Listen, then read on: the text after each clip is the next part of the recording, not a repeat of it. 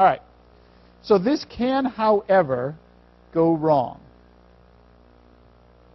Or, if you're unlucky, if you replicate before repair, so if the DNA comes along and does its replication before repair happens, then you have a problem. When you copy the bottom, because there's this particular factor, that GBP pairs not with C, but pairs preferentially with A. So when you go to copy the top strand, you got your GBP, and you go to copy the bottom strand, you've got plain old C.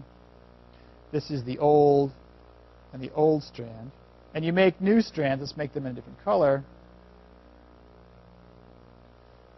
So you're polymerizing along. What base should you put at the end of that blue line? You should put a C. What base are you going to put? A, because that messed up base pair pairs wrong. So you're going to put an A in. Okay? And then this is your new strand. New. Over here, you're coming along. What base are you going to put in? G, because that's the prop. Because you're going to pair with a C. Right? So these guys are base paired. One sec. New. Yeah, question. Why do you put an A there? Because when you mess up the base, it pairs wrong.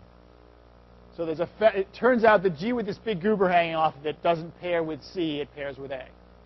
The messed up G pairs wrong. That's why, that's the fundamental problem here. So you get these two strands. Now, if you repair, so this one down here is non-mutant. Copy. So one cell gets an OK copy. If you now repair, you remove the GBP. Then you've got a gap in the backbone. And then your new strand with the A in the middle. Base paired happily, right?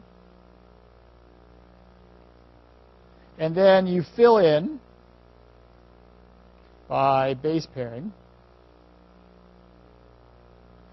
And what's it going to do? When it tries to fill in that hole, what's it going to put opposite the A? A T, because, well, what pairs with A? A T pairs with A. I know how to fix that. It's not a problem. So then you end up with this situation.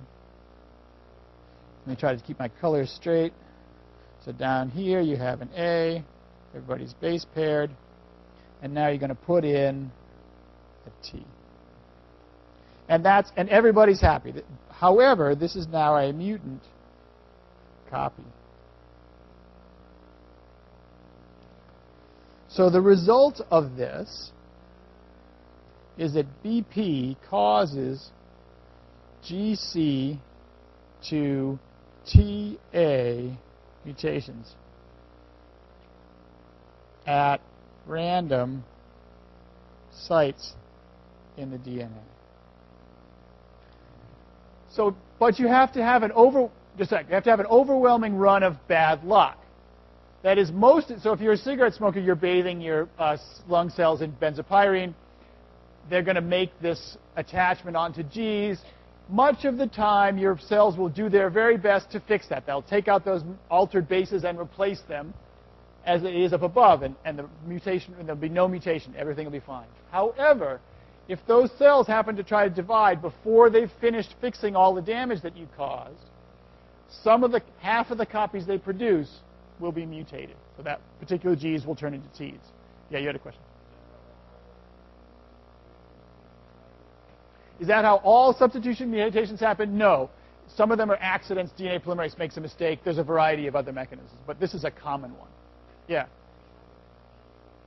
Will they always be A? The answer is this particular one tends to turn GC to TA, but not always. Okay.